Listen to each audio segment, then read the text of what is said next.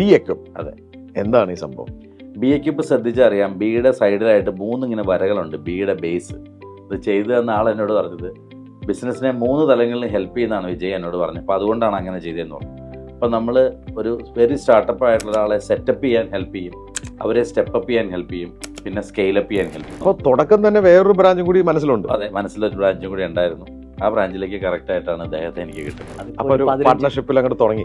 അതെ, താങ്കൾ ട്രിവാൻഡ്രത്തും വിജയ് എറണാകുളത്തും. ഇന്ന് എല്ലാ സംരംഭകർക്കും വേണ്ടത് ഇൻവെസ്റ്റ്മെന്റ് ആണ്.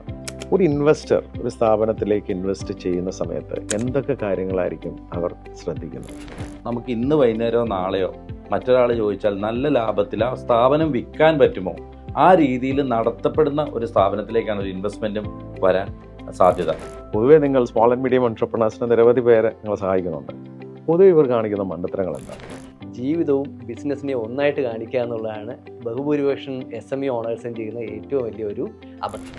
ഞങ്ങൾ ഏകദേശം ഒരു 1000-ൽ പരം, ഒരു 1100ഓളം സ്ഥാപനങ്ങൾ ഞങ്ങൾക്ക് തുടങ്ങാൻ പറ്റിയിട്ടുണ്ട്. അത്രയും ആൾക്കാരെ നിങ്ങൾക്ക് സപ്പോർട്ട് ചെയ്യാൻ പറ്റിയിട്ടുണ്ട്. ഞങ്ങളുടെ ഇത്രയും നാളത്തെ യാത്രയ്ക്കിടയിൽ 25ഓളം രാജ്യങ്ങളിൽ നിന്നുള്ള ഇന്ത്യക്കാരും വിദേശികളുമായിട്ടുള്ള ആൾക്കാരുടെ സംരംഭങ്ങൾ ഇന്ത്യയിൽ കെട്ടിപ്പടുക്കാനായിട്ട് ഞങ്ങൾ സഹായിച്ചിട്ടുണ്ട്. എക്സലന്റ്. അതാണ് നമ്മുടെ ഏറ്റവും വലിയ അച്ചീവ്മെന്റ് എന്ന് പറയുന്നത്.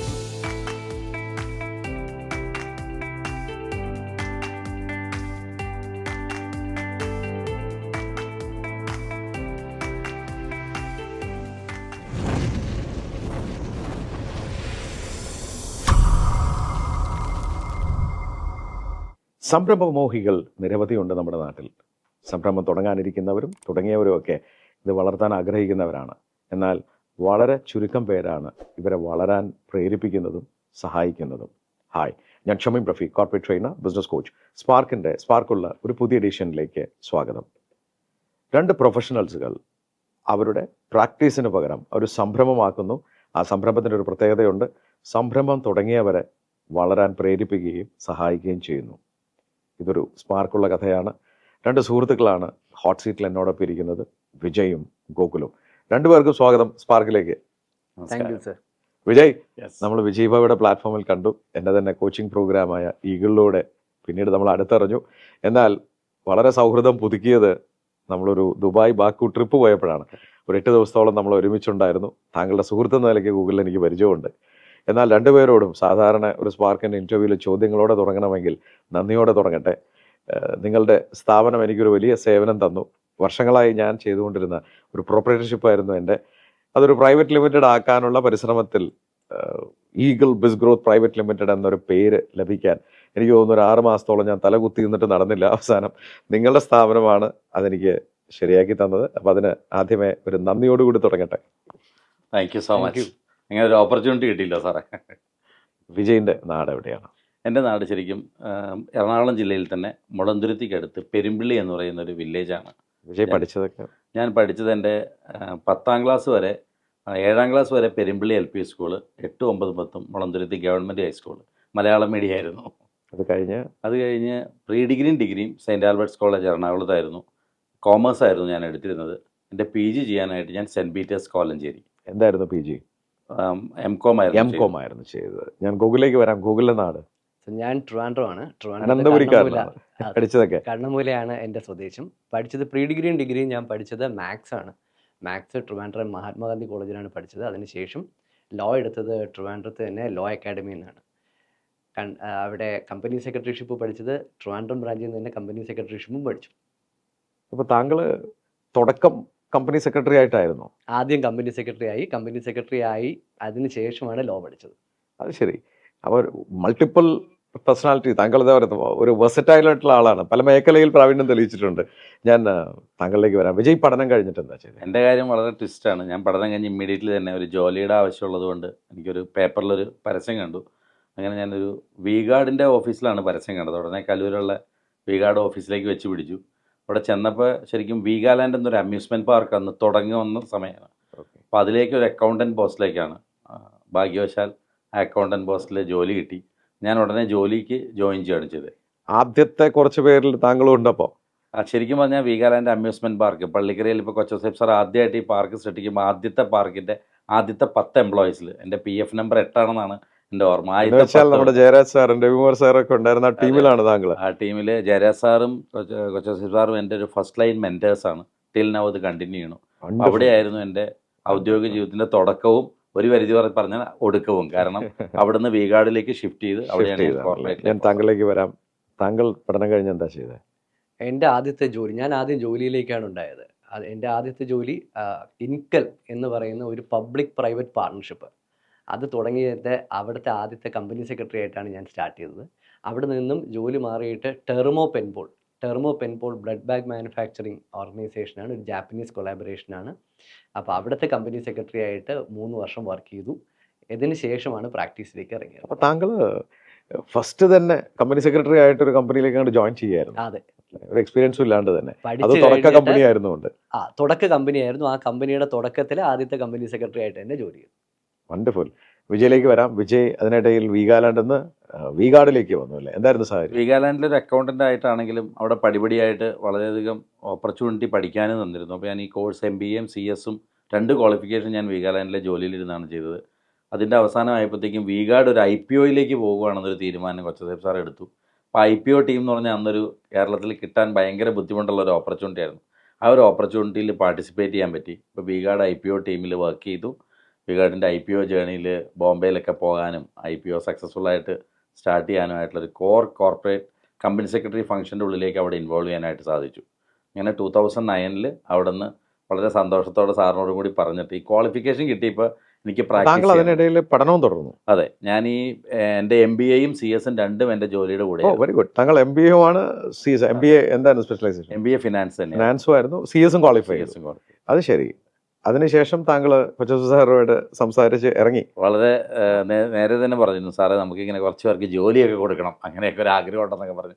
വളരെ സന്തോഷത്തോടും കൂടിയാണ് 2009 ഞാൻ വീഗാർഡിൽ നിന്ന് പുറത്തേക്ക് ഇറങ്ങുകയും ഈ BA-ക്യൂപ്പിന് ഒരു തുടക്കം ഇടുകയും ചെയ്തു. BA-ക്യൂപ്പ്? അതെ.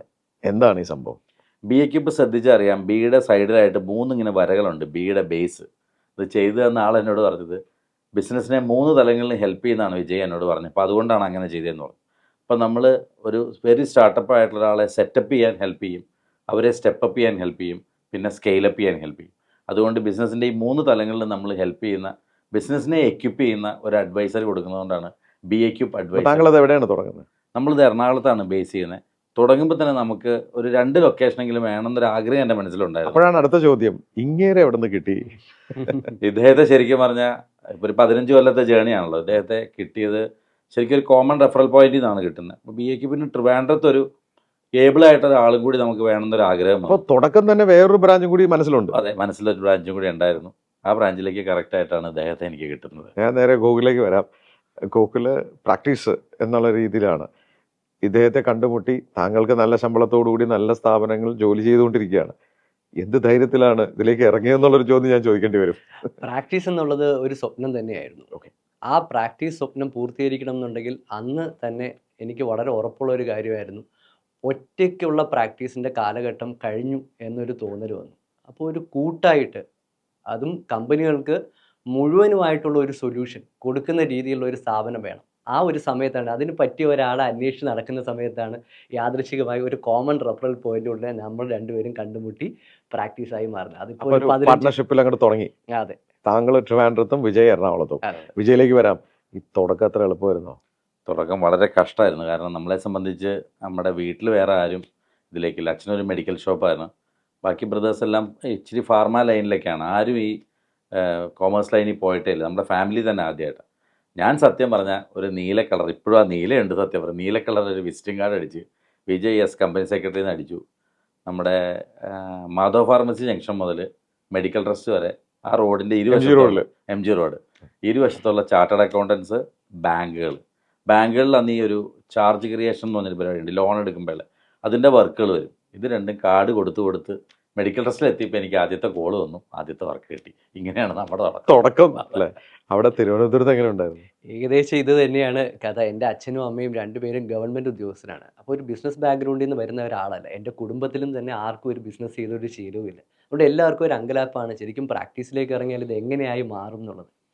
പക്ഷേ ഈ ഒരു തീരുമാനം എടുത്ത് പ്രാക്ടീസിലേക്ക് ഇറങ്ങിക്കഴിഞ്ഞപ്പോഴത്തേക്ക് ആദ്യമായിട്ട് നോക്കിയത് ഏത് കോമൺ റെഫറൽ പോയിന്റിലൂടെ നമുക്ക് അസൈൻമെൻറ്റ്സ് കൂടുതൽ എടുക്കാം എന്നുള്ളതാണ്. അതുകൊണ്ട് തന്നെ ഏറ്റവും കൂടുതൽ വർക്ക് റെഫർ ചെയ്ത് തരാൻ പറ്റുന്ന ചാർട്ടേഡ് അക്കൗണ്ടന്റുമാരുടെയും അതുപോലെ തന്നെ മാനേജ്മെൻറ്റ് കൺസൾട്ടന്റുമാരെയും പോയി കാണുക എന്നുള്ളതായിരുന്നു ആദ്യത്തെ ലക്ഷ്യം. 1 മാസത്തിനുള്ളിൽ തന്നെ ആദ്യത്തെ അസോസിയേഷനായി അതുവഴി വർക്ക് സ്റ്റാർട്ട് ചെയ്യുകയും ചെയ്തു. അത് നന്നായി തന്നെ പോവുകയും ചെയ്തു. നന്നായി തന്നെ മുന്നോട്ടേക്ക് പോകും. ഞാൻ വിജയിലേക്ക് വരാം. അങ്ങനെ ആദ്യത്തെ ഒരു കസ്റ്റമറെ കിട്ടി, പിന്നീട് അത് വളരുകയായിരുന്നു അല്ലേ? ഏതൊക്കെ മേഖലയിലാണ് ഇപ്പോൾ ബി എക്വിപ്പ് സേവനങ്ങൾ കൊടുക്കുന്നത്? ആക്ച്വലി ബി എക്വിപ്പിൻ്റെ തുടക്കം ഞങ്ങൾ രണ്ടുപേരും ഒരു കമ്പനി സെക്രട്ടറി ബാക്ക്ഗ്രൗണ്ട് കൊണ്ട് വളരെ ഹമ്പിളായിട്ട് നമ്മൾ കമ്പനി സെക്രട്ടറിയുടെ സർവീസുകൾ മാത്രം ആണ് ചെയ്തുകൊണ്ടിരുന്നത്. പക്ഷേ ഡെഫിനറ്റായിട്ട് നമുക്കൊരു പ്ലാൻ ഉണ്ടായിരുന്നു. ഇപ്പോൾ അദ്ദേഹം പറഞ്ഞ പോലെ തന്നെ നമുക്കൊരു ഗ്രൂപ്പായിട്ട് വളരണം എന്നുള്ളതുകൊണ്ട് ഞങ്ങൾക്ക് ഡെഫിനറ്റായിട്ടും ഒരു MSMEകൾ സ്ട്രഗിൾ ചെയ്യണം നമ്മൾ പലപ്പോഴും കണ്ടിട്ടുണ്ട്. അതുകൊണ്ടൊരു 4 ഡിവിഷനായിട്ടാണ് ബി എക്വിപ്പ് ഇപ്പോൾ സർവീസ് കൊടുക്കുന്നത്. അതിനകത്ത് കമ്പനി സെക്രട്ടറിഷിപ്പ് ഉണ്ട്, ചാർട്ടേഡ് അക്കൗണ്ടൻറ്റിൻ്റെ സർവീസുകളുണ്ട്, ലീഗൽ സർവീസുകളുണ്ട്, പിന്നെ HR-ൻ്റെ കുറച്ച് കമ്പോണൻസ്. അതിനകത്ത് ചില ഏരിയകൾ ഞങ്ങൾ ചെയ്യുന്നില്ല. എന്നാൽ ഈ 4 കൂടി ചേരുന്ന ഒരു ബൊക്കെ ഓഫ് സർവീസാണ്. ഒരു business consultancy, growth consulting service പോലെയാണ് നമ്മൾ ബി എക്വിപ്പിനെ പ്രൊസന്റ് ചെയ്തിരിക്കുന്നത്. ഞാൻ താങ്കളിലേക്ക് വരാം. ഗൂഗിൾ, ഇപ്പോൾ ഇദ്ദേഹം പറഞ്ഞ എല്ലാ സർവീസും കൂടി ഒരുമിച്ചാണ് നിങ്ങൾ കൊടുക്കുന്നത്. നിങ്ങളുടെ ഒരു കർമ്മമേഖലയിൽ ഫോക്കസ് ഏരിയ ഏതാണ് ഏറ്റവും അധികം? നമ്മളിപ്പോൾ ഈ 4 സർവീസസും കൊടുക്കുമെന്ന് പറയുമ്പോൾ ഒരു സാധാരണക്കാരന് മനസ്സിലാവുന്ന ഭാഷയിലാണ് നമ്മൾ ഈ 4 സർവീസസും കൊടുക്കുമെന്ന് പറയുന്നത്. പക്ഷേ ഞങ്ങളുടെ ഒരു കോർ നിഷ് സർവീസ് എന്ന് പറയുന്നത് സ്മോൾ ആൻഡ് മീഡിയം എൻ്റർപ്രൈസസിനെ എടുത്തിട്ട് അവരുടെ വളർച്ചയ്ക്ക് വേണ്ടിയിട്ട് ഈ 4 മേഖലയ്ക്കകത്ത് നിന്നും സർവീസസിനെ കാർവ് ഔട്ട് ചെയ്ത് ഇവർക്ക് വേണ്ടിയ രീതിയിലേക്ക് കൊടുക്കുക എന്നുള്ളതാണ്. നമ്മളതിനെ വിളിക്കുന്നത് ഗ്രോത്ത് CFO സർവീസസ് എന്നാണ്. ആ ഗ്രോത്ത് CFO സർവീസസിൽ ഫിനാൻസിനെയും ഗവേണൻസിനെയും, അപ്പോൾ ഒരു പടി കൂടി കംപ്ലയൻസ് എന്ന് പറയുന്ന മേഖലയിൽ നിന്ന് ഒരു പടി കൂടി മുകളിലേക്ക് കയറി ഗവേണൻസിനെ ഫോക്കസ് ചെയ്ത് ഗവേണൻസിനെയും ഫിനാൻസിനെയും ഫോക്കസ് ചെയ്ത് സ്മോൾ ആൻഡ് മീഡിയം എൻ്റർപ്രൈസസിനെ വളർത്തുക എന്നുള്ളതാണ് ഞങ്ങളുടെ ഏറ്റവും വലിയൊരു നിഷ് സർവീസ്.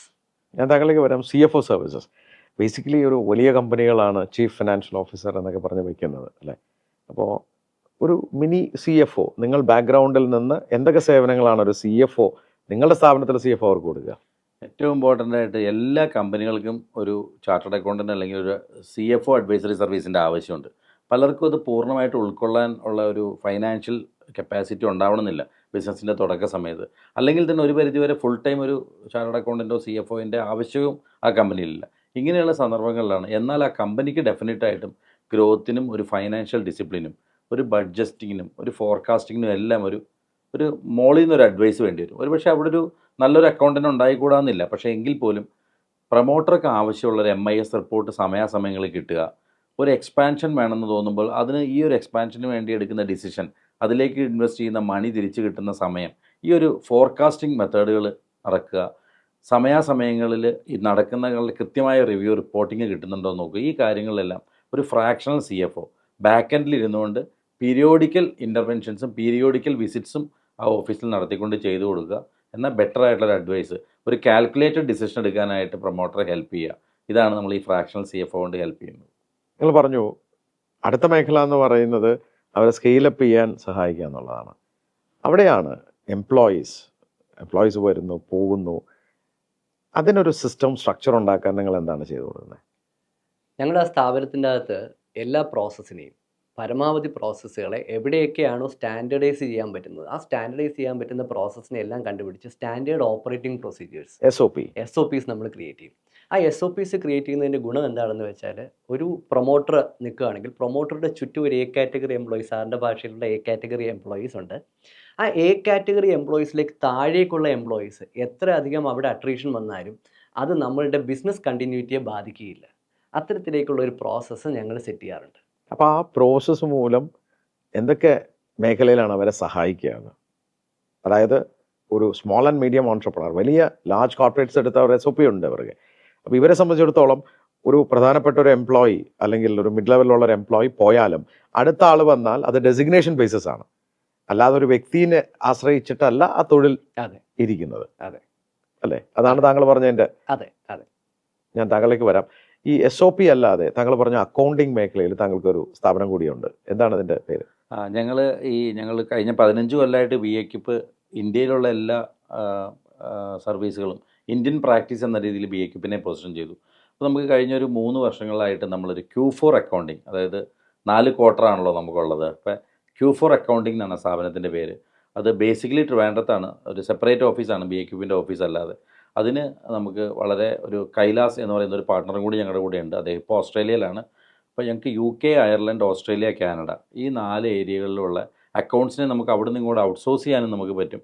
അവിടെ നമുക്ക് UKയിലും ഓസ്ട്രേലിയയിലും നമുക്ക് ടാക്സ് ലൈസൻസും ഉള്ള ഒരു സ്ഥാപനം Q4 അക്കൗണ്ടിങ് എന്നുള്ള പേരിൽ നമ്മൾ സെപ്പറേറ്റ്ലി അതൊരു ഗ്ലോബൽ പ്രാക്ടീസായിട്ട് Q4 അക്കൗണ്ടിങ്ങിനെ BAQIPനെ ഇന്ത്യൻ പ്രാക്ടീസുമായിട്ടാണ് നമ്മൾ സ്റ്റെബിലൈസ് ചെയ്തിരിക്കുന്നത്. താങ്കൾ ഈ പറഞ്ഞ മേഖലയല്ലാതെ നിങ്ങൾ ഫിനാൻസ് എന്ന മേഖലയിൽ തന്നെ എല്ലാവരും ഒരു പ്രശ്നമാണ് ഈ ഫണ്ട് ലഭിക്കുക എന്നുള്ളത്. ഫണ്ടിങ്ങിന് നിങ്ങൾ എന്തൊക്കെ ഹെൽപ്പാണ് ചെയ്യുന്നത്? ഫണ്ടിങ്ങിൽ നമ്മൾ സാധാരണഗതിയിൽ ഒരു പ്രൊമോട്ടറുടെ ഫണ്ട് റിക്വയർമെൻറ്റ് എന്താണ്, ഇതാണ് നമ്മുടെ തുടക്കം. ഒരു പ്രൊമോട്ടർക്ക് ശരിക്കും അദ്ദേഹത്തിന് എവിടെ നിന്ന് ഫണ്ട് ലഭിക്കണമെന്നോ ഏത് നേച്ചറിലുള്ള ഫണ്ട് ലഭിക്കണമെന്നോ ഒരു ധാരണ ഉണ്ടാവില്ല. അപ്പോൾ ഒരു പ്രൊമോട്ടർ പറയുന്നത് എനിക്ക് 5 കോടി രൂപ ബാങ്ക് ലോൺ വേണം. ശരിക്കും ബാങ്ക് ലോൺ തന്നെയാണോ അദ്ദേഹത്തിന് ഏറ്റവും നല്ലത് എന്ന് മനസ്സിലാക്കണം എന്നുണ്ടെങ്കിൽ കോസ്റ്റ് ഓഫ് ഫണ്ട് അസസ് ചെയ്യുക എന്നുള്ളതാണ്. ഇപ്പോൾ ആ സ്ഥാപനത്തിൻ്റെ റിട്ടേൺ വേഴ്സസ് ആ ഫണ്ടിൻ്റെ കോസ്റ്റ്, ഇത് മനസ്സിലാക്കിയിട്ട് വേണം കോസ്റ്റ് ഓഫ് ഫണ്ടിൻ്റെ സോഴ്സ് ഏതാണെന്ന് നമ്മൾ മനസ്സിലാക്കാൻ. ഒരുപക്ഷെ ബാങ്ക് ആയിരിക്കും അവർക്ക് ഏറ്റവും അഭികാമ്യം. ചില സ്ഥാപനങ്ങൾക്ക് ബാങ്ക് ആയിരിക്കില്ല, നോൺ ബാങ്കിങ് ഫിനാൻഷ്യൽ കമ്പനി ആയിരിക്കും ഏറ്റവും അഭികാമ്യം. ചില സ്ഥാപനങ്ങൾക്ക് ഒരു ഏഞ്ചൽ ഫണ്ടോ അല്ലെങ്കിൽ ഒരു IPO ആയിരിക്കും ഏറ്റവും അഭികാമ്യം. ഇത്തരത്തിലേക്കുള്ള അസർട്ടൈനിങ് ഇത് നമ്മൾ ആദ്യം ചെയ്തു കൊടുക്കാറുണ്ട്. ഇതിന് ശേഷം ഇതിൽ ഏത് വഴിയിലാണോ വേണ്ടത്, ഒരു ലോൺ ആണ് വേണ്ടതെങ്കിൽ ഒരു ലോൺ കൺസൾട്ടൻറ്റ്, നമ്മുടെ ഗ്രൂപ്പിൻ്റെ അകത്തുള്ള ലോൺ കൺസൾട്ടൻറ്റിലേക്ക് ഈ പറയുന്ന ക്ലയൻറ്റുമായിട്ട് നമ്മൾ ബന്ധപ്പെടുത്തി അവിടുന്ന് ലോൺ എടുത്ത് കൊടുക്കും. അതല്ല ഇതിന് വേണ്ടിയിട്ട് നമുക്ക് വേണ്ടത് ഒരു ഇൻവെസ്റ്റർ പിച്ചാണെന്നുണ്ടെങ്കിൽ ഒരു ഇൻവെസ്റ്റർ പിച്ച് ഉണ്ടാക്കി ബിസിനസ് പ്ലാൻ ഉണ്ടാക്കി അവരെ ഇൻവെസ്റ്റേഴ്സിൻ്റെ അടുത്ത് പിച്ച് ചെയ്യാനായിട്ട് ഞങ്ങൾ സഹായിക്കും.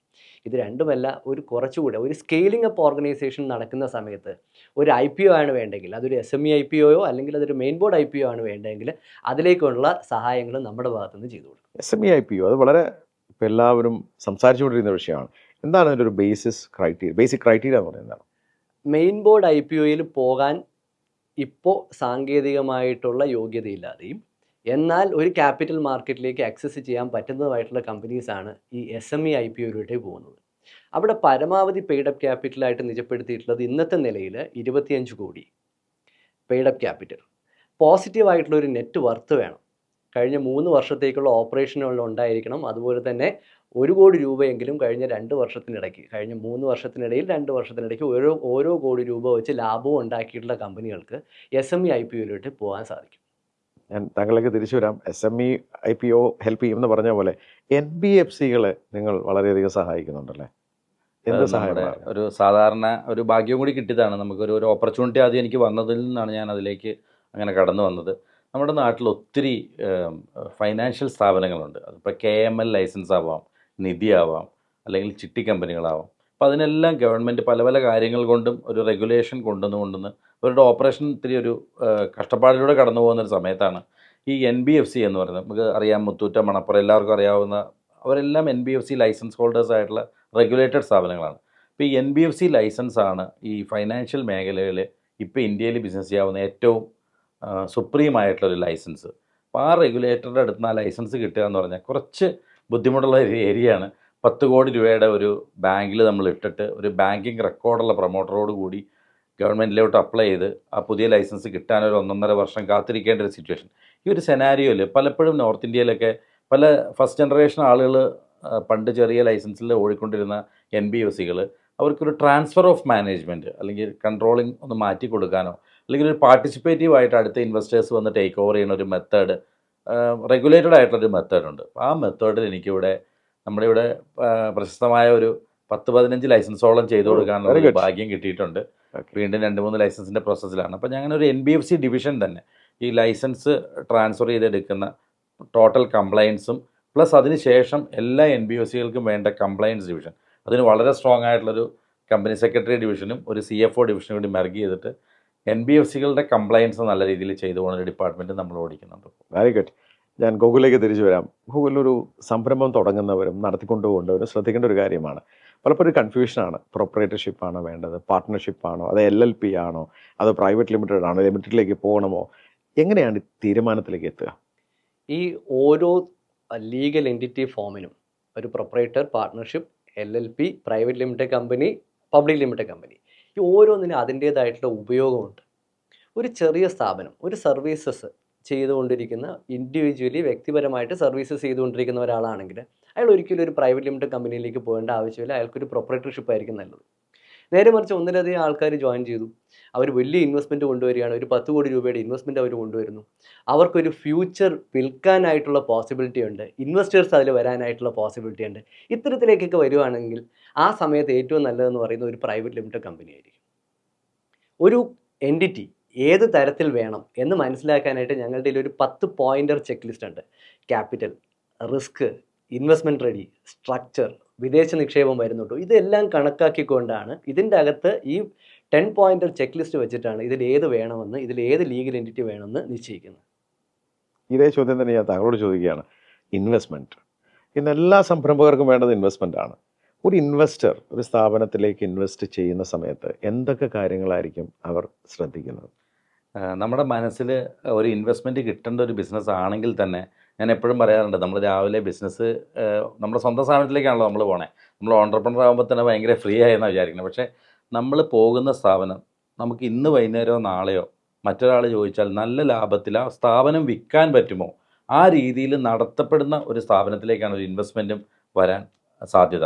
അപ്പോൾ അതിന് വളരെ ബേസിക്കായിട്ട് വേണ്ട ഒരു ക്ലിയർ ആയിട്ടുള്ള ഫൈനാൻഷ്യൽ ഡിസിപ്ലിൻ, കൃത്യമായിട്ടുള്ള റോൾസ് ആൻഡ് റെസ്പോൺസിബിലിറ്റികളുള്ള എംപ്ലോയീസ് ഉണ്ടോ, ഉറപ്പായിട്ടും ലാഭം ഉണ്ടാക്കുകയും കമേഴ്ഷ്യൽ ഫീസിബിലിറ്റിയൊക്കെ വളരെ എല്ലാവർക്കും അറിയാവുന്ന കാര്യമാണ്. എങ്കിൽ പോലും ഈ ഫൈനാൻഷ്യൽ ഡിസിപ്ലിനും ഒരു ഇൻവെസ്റ്ററുടെ മുമ്പിൽ പ്രസൻറ്റ് ചെയ്യാനുള്ള ഒരു ഡോക്യുമെൻറ്റും നമ്മുടെ ബിസിനസ്സിൻ്റെ വാല്യുവേഷൻ, ഈ കാര്യങ്ങൾ എപ്പോഴും ഒരു പ്രൊമോട്ടർ ഒരു 6 മാസത്തിലെങ്കിലും നമ്മുടെ ബിസിനസ്സിന് ഇപ്പോൾ വാല്യൂ ചെയ്തുകൊണ്ടിരിക്കണം എന്ന് പറയുന്ന ഒരാളാണ് ഞാൻ. അപ്പോൾ അതിന് വേണ്ട ഒരു ഇൻവെസ്റ്റർ പ്രസൻറ്റേഷൻ നമുക്ക് ചിലപ്പോൾ വിൽക്കണ്ടായിരിക്കും, നമ്മൾ ചിലപ്പോൾ നമ്മുടെ തലമുറയ്ക്ക് കൊടുക്കാനായിരിക്കും ഉദ്ദേശിച്ചിരിക്കുന്നത്. എങ്കിൽ പോലും നമ്മളൊരു വാല്യൂ നമ്മളുടെ ഒരു സമയത്ത് ക്രിയേറ്റ് ചെയ്യപ്പെടുന്നുണ്ടോ എന്ന് നോക്കണം. അപ്പോൾ ഇൻവെസ്റ്റേഴ്സ് നോക്കുന്നത് ഒരു ട്രാക്ഷനുള്ള കമ്പനിയാണോ, പ്രോഫിറ്റബിലിറ്റി ഉണ്ടോ, ക്ലിയർ സെറ്റ് ഓഫ് SOPs ഉണ്ടോ, നമ്മുടെ ഭാഷയിൽ പറഞ്ഞാൽ നല്ല പ്ലേയേഴ്സ് വിൽക്കുന്ന നല്ലൊരു റിസോഴ്സ് ടീമുണ്ടോ, അവർ ട്രെയിൻഡ് ആണോ, ഇത്രയും കാര്യങ്ങളുണ്ടെങ്കിൽ ഒരു നല്ലൊരു ഇൻവെസ്റ്റർ പ്രസൻറ്റേഷനും നമുക്ക് പ്രിപ്പയർ ചെയ്ത് അവർക്ക് പ്രസൻറ്റ് ചെയ്യാൻ പറ്റുമെങ്കിൽ ഡെഫിനറ്റ്ലി ഇൻവെസ്റ്റേഴ്സ് നമ്മളെ നോക്കി വരും.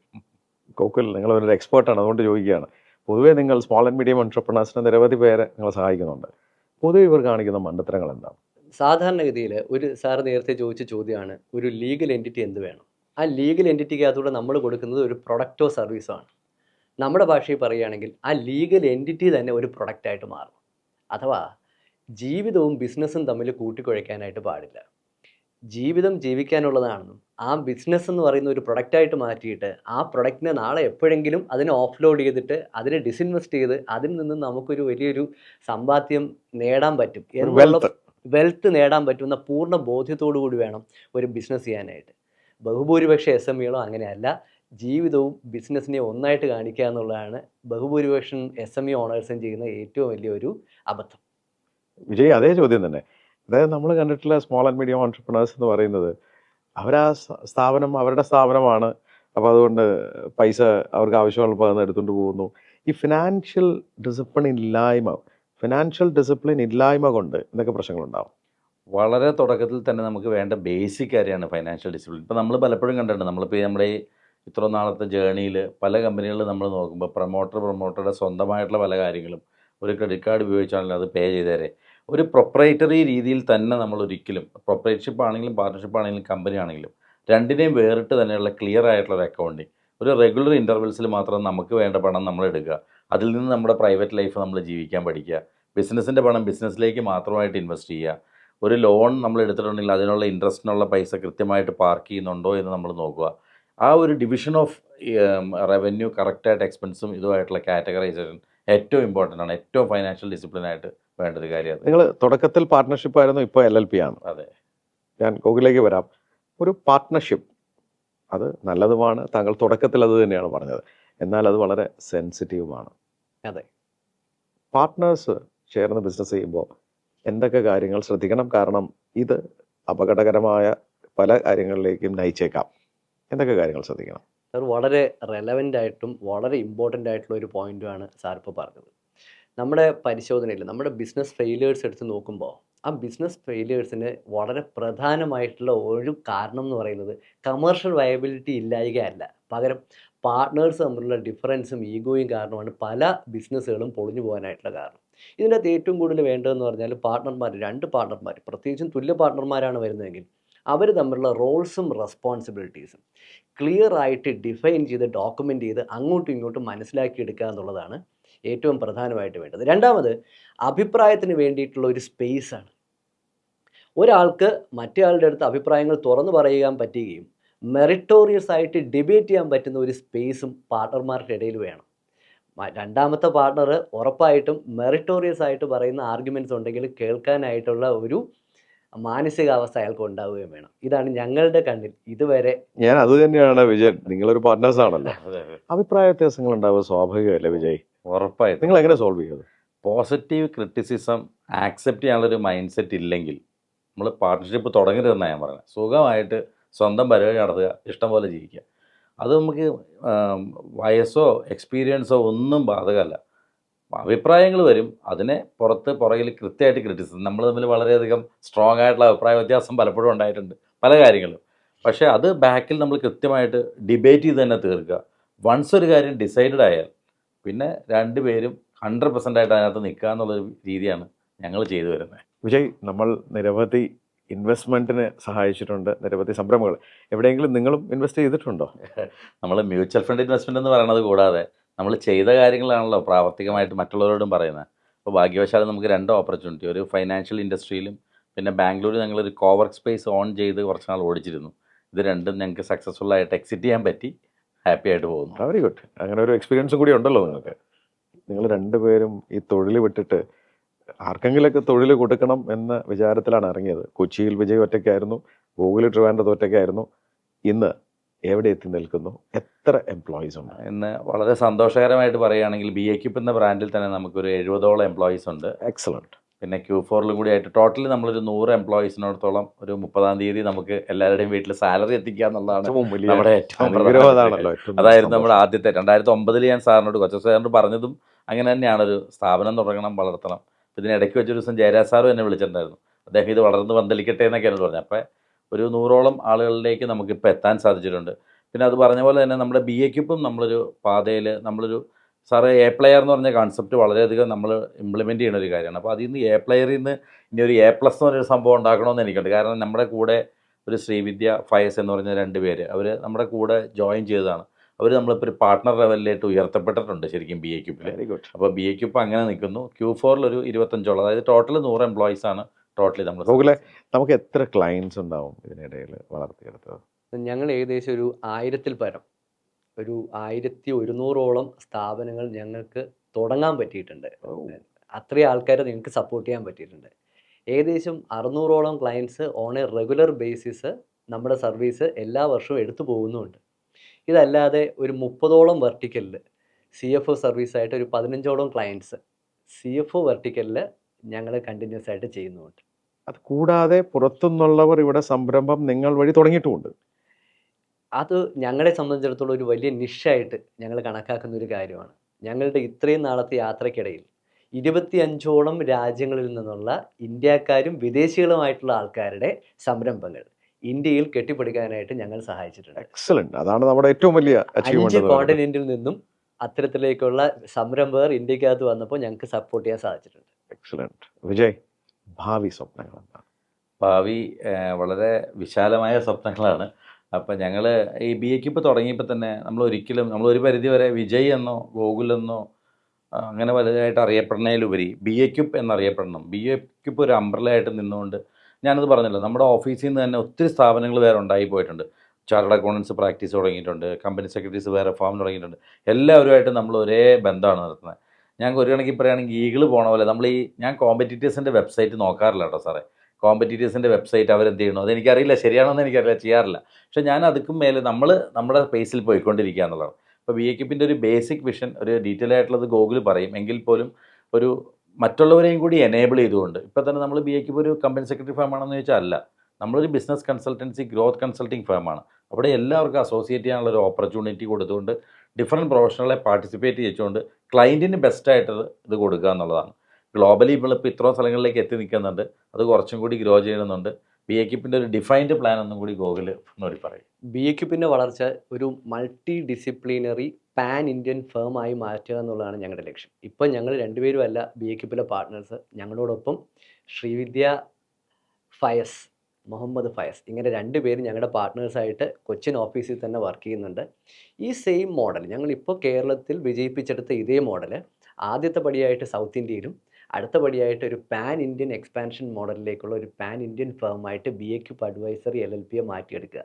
ഇതാണ് ഞങ്ങളുടെ ലക്ഷ്യം. എക്സലൻറ്റ്. നിങ്ങൾ കേട്ടു BAQ എന്ന സ്ഥാപനവുമായി 2 സഹോദരതുല്യരായ സുഹൃത്തുക്കൾ ആ സംരംഭം വളർത്തിയത്. നമ്മുടെ നാട്ടിൽ നിരവധി സംരംഭകരുണ്ടെങ്കിലും സംരംഭകരെ ഒന്ന് സഹായിക്കണം, അവരെ കൈപിടിച്ച് അവരെ വളരാൻ പ്രേരിപ്പിക്കണം, സഹായിക്കണം എന്ന് ചിന്തിക്കുന്നവർ വളരെ കുറച്ചേ ഉണ്ടാവുള്ളൂ. ആ കൂട്ടത്തിൽപ്പെട്ടവരാണ് ഈ 2 സുഹൃത്തുക്കൾ.